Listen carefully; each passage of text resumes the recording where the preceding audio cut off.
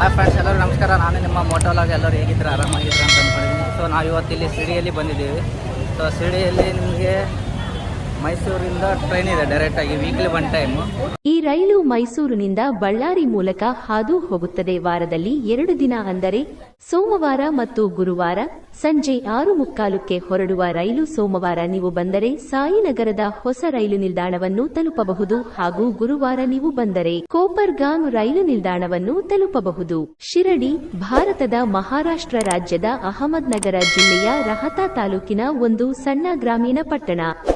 ಶಿರಡಿ ಒಂದು ಜಾತ್ಯತೀತ ಸ್ಥಳವಾಗಿದ್ದು ಎಲ್ಲಾ ಧರ್ಮಗಳನ್ನು ಒಂದಾಗಿ ಪರಿಗಣಿಸಲಾಗಿದೆ ಮತ್ತು ನಂಬಿಕೆ ಮತ್ತು ತಾಳ್ಮೆಯ ಶಕ್ತಿಯ ಮೇಲಿನ ನಂಬಿಕೆಯು ಅಗ್ರಗಣ್ಯವಾಗಿದೆ.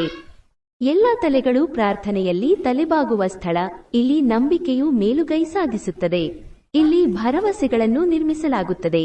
ಇಲ್ಲಿ ತಾಳ್ಮೆಯನ್ನು ಪಾವತಿಸುತ್ತದೆ ಮತ್ತು ಇಲ್ಲಿ ಅನಂತ ಸಂತೋಷ ಮತ್ತು ಶಾಶ್ವತವಾದ ಸಂತೃಪ್ತಿ ಸಮೃದ್ಧವಾಗಿದೆ.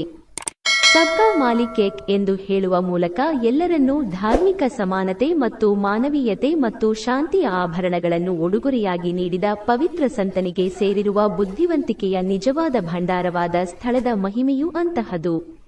ಸಾಯಿಬಾಬಾರವರ ಪಾದದ ಗುರುತುಗಳು ಈ ಪಟ್ಟಣವನ್ನು ಪವಿತ್ರ ಸ್ಥಳವನ್ನಾಗಿ ಮಾಡಿದೆ.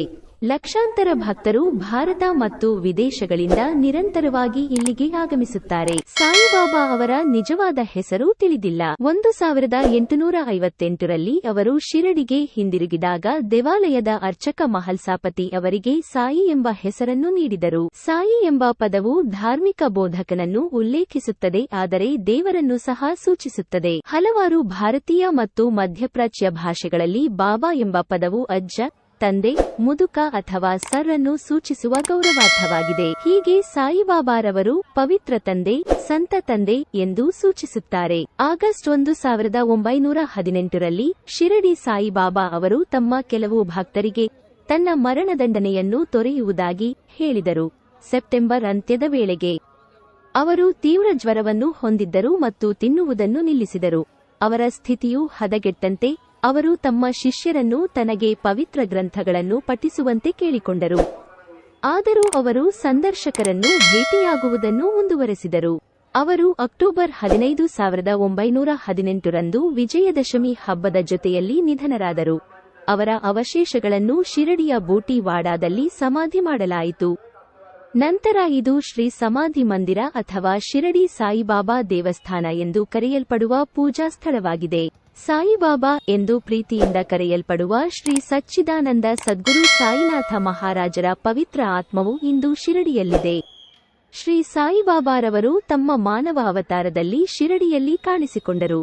60 ವರ್ಷಗಳ ಕಾಲ ಬಾಬಾರವರು ಮನುಕುಲಕ್ಕೆ ಸೇವೆ ಸಲ್ಲಿಸಿದರು ಮತ್ತು ಇಲ್ಲಿಂದ ಜಗತ್ತಿಗೆ ತಮ್ಮ ಅಮೂಲ್ಯವಾದ ಬೋಧನೆಗಳನ್ನು ಬೋಧಿಸಿದರು ಮತ್ತು ನಂತರ ಶಿರಡಿಯಲ್ಲಿಯೇ ಸಮಾಧಿಗಾಗಿ ಹೋದರು. ಸಾಯಿಬಾಬಾರವರ ಹೆಜ್ಜೆ ಗುರುತುಗಳು ಮತ್ತು ಕಾರ್ಯಗಳು ಈ ಸಣ್ಣ ಪಟ್ಟಣವನ್ನು ಎಲ್ಲಾ ಜಾತಿ, ಧರ್ಮ ಮತ್ತು ಧರ್ಮದ ಜನರಿಗೆ ಅನನ್ಯ ಪವಿತ್ರ ಸ್ಥಳವಾಗಿ ಪರಿವರ್ತಿಸಿವೆ. ಸಾಯಿಬಾಬಾರವರು ಶ್ರದ್ಧಾ ಸಬೂರಿ ಅಂದರೆ ಎಲ್ಲರಿಗೂ ನಂಬಿಕೆ ಮತ್ತು ತಾಳ್ಮೆ ಎಂಬ ಸಾರ್ವತ್ರಿಕ ಘೋಷಣೆಯನ್ನು ಇಲ್ಲಿಂದಲೇ ನೀಡಿದರು. ಅವರ ಸಮಾಧಿಯ ಸ್ಥಳವು ಅಸಂಖ್ಯಾತ ಭಕ್ತರಿಗೆ ಕೇಂದ್ರಬಿಂದುವಾಗಿದೆ, ಅವರಿಗೆ ಜೀವನದ ಸಂತೋಷವನ್ನು ತುಂಬುತ್ತಾ. ಶಿರಡಿಗೆ ಭೇಟಿ ನೀಡಿದಾಗ ಒಬ್ಬ ವ್ಯಕ್ತಿಯು ಸಂಪೂರ್ಣ ಮನಸ್ಸಿನ ಶಾಂತಿ, ಬಲವಾದ ಆತ್ಮವಿಶ್ವಾಸ ಮತ್ತು ಉತ್ತಮ ಉದ್ದೇಶವನ್ನು ಅನುಭವಿಸುತ್ತಾನೆ. ಅವರ ಸಮಾಲೋಚನೆ, ಸಮಾಧಿ ಸೇವೆಗಳ ಸಮಯದಲ್ಲಿ ಶ್ರೀ ಸಾಯಿಬಾಬಾರವರು ತಮ್ಮ ಭಕ್ತರನ್ನು ಈ ಮಾತುಗಳಿಂದ ಸಾಂತ್ವನಗೊಳಿಸಿದರು.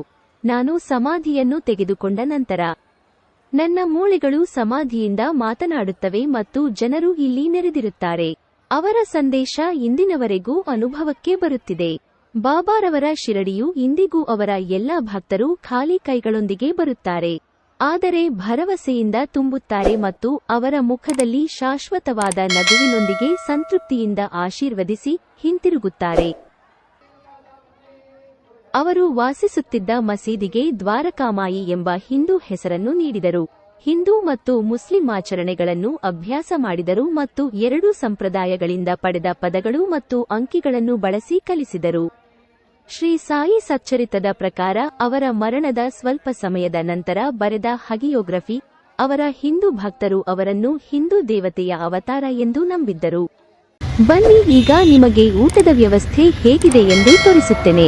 ಇದೇ ನೋಡಿ ಸಾಯಿಬಾಬರ ಕನಸು ಏನಾಯಿತು ಅಂದರೆ ಶಿರಡಿಗೆ ಬರುವಂತ ಭಕ್ತರಿಗೆ ಯಾವುದೇ ರೀತಿಯಿಂದಲೂ ಉಪವಾಸ ಇರಬಾರದು ಎಂಬುದು ಅವರ ಉದ್ದೇಶ ಇದಾಗಿತ್ತು. ನಿಮಗೆ ಪ್ರಸಾದಾಲಯಕ್ಕೆ ಹೋಗೋಕ್ಕೆ ನೀವು ಆಟೋ ಮೂಲಕ ಹೋಗಬಹುದು, ಇಲ್ಲಂದ್ರೆ ಫ್ರೀ ಬಾಸ್ ಇದಾವೆ, ಇದರ ಮೂಲಕ ಸಹ ಹೋಗಬಹುದು. ಸಭಾಂಗಣವನ್ನು ಪ್ರವೇಶಿಸಲು ಭಕ್ತರು ಕೌಂಟರ್ನಿಂದ ಉಚಿತ ಟಿಕೆಟ್ ತೆಗೆದುಕೊಳ್ಳಬೇಕು. ಎಡಭಾಗಕ್ಕೆ ಹೋಗಲು ಮೇಲ್ಮಹಡಿಯಲ್ಲಿರುವ ಪ್ರಸಾದಾಲಯಕ್ಕೆ ನೀವು ಹೋಗಬೇಕೆಂದ್ರೆ ಟಿಕೆಟ್ ಕೌಂಟರ್ನಲ್ಲಿ 50 ರೂಗಳು ಒಬ್ಬ ವ್ಯಕ್ತಿಗೆ ಶುಲ್ಕ ಕೊಡಬೇಕಾಗುತ್ತದೆ. ಶ್ರೀ ಸಾಯಿ ಪ್ರಸಾದಾಲಯವು ಬೃಹತ್ ಪ್ರಸಾದಾಲಯವನ್ನು ಹೊಂದಿದೆ.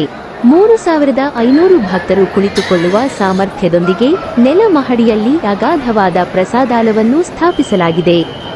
ಜೊತೆಗೆ ಮೊದಲ ಮಹಡಿಯಲ್ಲಿ ತಲಾ 1000 ಆಸನ ಸೌಲಭ್ಯಗಳೊಂದಿಗೆ 2 ಪ್ರತ್ಯೇಕ ಸಭಾಂಗಣಗಳನ್ನು ನಿರ್ಮಿಸಲಾಗಿದೆ.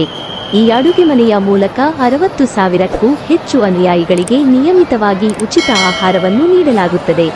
ಆದರೆ ರಾಮನವಮಿ, ಹೊಸ ವರ್ಷ, ದಸರಾ, ಗುರುಪೂರ್ಣಿಮೆಯಂತಹ ಹಬ್ಬಗಳ ಸಮಯದಲ್ಲಿ ಈ ಸಂಖ್ಯೆಗಳು 85,000 - 1 ಲಕ್ಷ ಭಕ್ತರನ್ನು ಹೆಚ್ಚಿಸುತ್ತವೆ ಎಂದು ಹೇಳಲಾಗುತ್ತಿದೆ. ಪ್ರಸಾದಾಲಯದಲ್ಲಿ ಬಡಿಸುವ ಆಹಾರವನ್ನು ಸಾಯಿನಾಥನ ಪ್ರಸಾದವೆಂದು ಪರಿಗಣಿಸಲಾಗುತ್ತದೆ. ಈ ಭೋಜನವನ್ನು ಮೊದಲು ಸಾಯಿ ಮತ್ತು ನಂತರ ಸಾಧಕರಿಗೆ ಅರ್ಪಿಸಲಾಗುತ್ತದೆ. ಊಟವು ದಾಲ್, ಚಪಾತಿ, ಅನ್ನ, 2 ಬಗೆಯ ತರಕಾರಿಗಳು ಮತ್ತು ಸಿಹಿಯನ್ನು ಒಳಗೊಂಡಿರುತ್ತದೆ. ಇದನ್ನು ಎಲ್ಲಾ ಭಕ್ತರಿಗೆ ಉಚಿತವಾಗಿ ನೀಡಲಾಗುತ್ತದೆ.